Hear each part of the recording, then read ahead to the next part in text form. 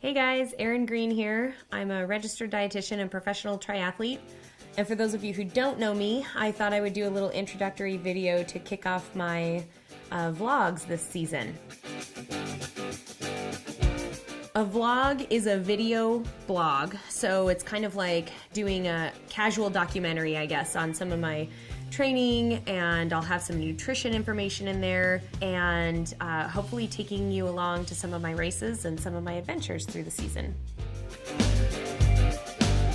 I am from Nez Perce, Idaho. It's a little farming town of about 500 people, 4 hours north of Boise. My great-grandfather started the family farm. I had a graduating class of 15, and 7 of us started kindergarten together. When my dad and I would be driving around in the country looking at fields, and he would point to one of our fields and say, "What kind of dirt is that?" And I'd say, "Clean dirt." And he'd point to another farmer's field and he'd say, "What kind of dirt is that?" And I'd say, "Dirty dirt." A triathlon is a combination of 3 events: swim, and then bike, and then run. And Ironman is just a specific distance in each of those events. So you swim 2.4 miles, you ride 112 miles, and then you run a marathon, or 26.2 miles.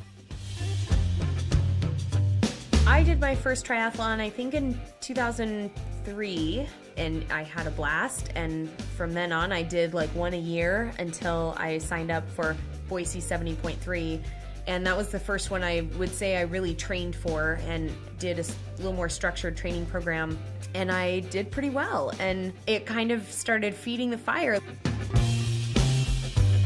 When I first started racing as a pro, I just had this kind of ambiguous idea of I want to see how fast I can get, and what better way to do that than to race with the best. And then as I worked toward building my own brand and kind of setting some more specific goals to me, and seeing how that really complemented my profession as a dietitian, I really started identifying as a professional triathlete to best represent myself and be an ambassador of the sport. Ironman Mont Tremblant, I had a great race until probably halfway into the run, and I just felt terrible for a good 7 or 8 miles, where I even considered stopping, walking, collecting myself somehow. I managed to pull through, and I crossed the finish line, and my stomach was a wreck, and I just felt sick. And I knew I needed to put something in my stomach that would help, but I didn't know what. So the ladies that caught me, they have finish line catchers, you know, that just basically hold you up and walk you to wherever, a chair or wherever you need to go. And these ladies kept asking me, you know, we have poutine, we have grapes, we have chips, what do you want? What do you want? And I was like, none of it sounded good. I didn't want food. And she finally says, "We have chocolate milk." And I was like, yes, give me the chocolate milk. So I think I drank 2 of them and took one back to my room. And so I kind of thought to myself, you know, this would be funny to do a little adventure for the quest of finding chocolate milk at the finish line. I love helping people get started in triathlon. Probably my biggest tip would be to find a group, or at least a buddy, that you can train with and that maybe can mentor you through. Some people just like dive right in and go for it. They just sign up for it and do a local race, and I'm hugely supportive of that too. Don't let your fear hold you back, and don't think that just because you're not fast that you shouldn't be out there doing it, because there's a place for everybody in triathlon. The finish line? Congratulations, Erin! You are an Ironman, yes.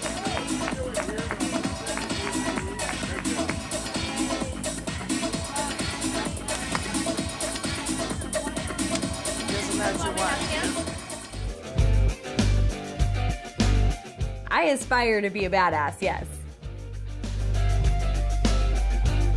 You know, some of my proudest finishes have been those races that really are not going my way, and it's really hard to keep going, and it's really hard to fight the mental demons that kind of seep in when you're this isn't what I had planned. Like, this isn't what I'm supposed to be doing today.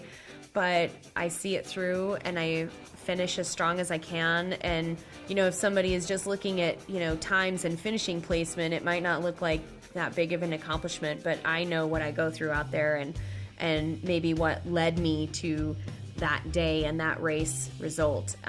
And I've had some really proud moments of perseverance.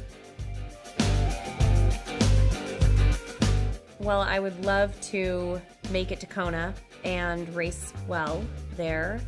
So that will be my main focus this season, and having fun along the way. And I would like to bring you along with my fun and show you kind of what it's like to race and train, a day in the life with Erin, some of my nutrition philosophies, a little more about me. So thanks for following along.